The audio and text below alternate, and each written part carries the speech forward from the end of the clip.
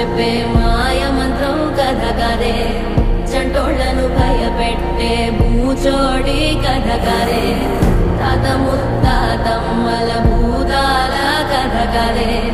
విక్రమాదిత్యుడు చెప్పిన వేదాళుడి కథ కదే దీపము నుండి బియ్యం వచ్చే అల్లావుద్దీన్ కథ కదే ఇది ముడత చర్మం ముసలి చెప్పే కథ లాంటి నిజమే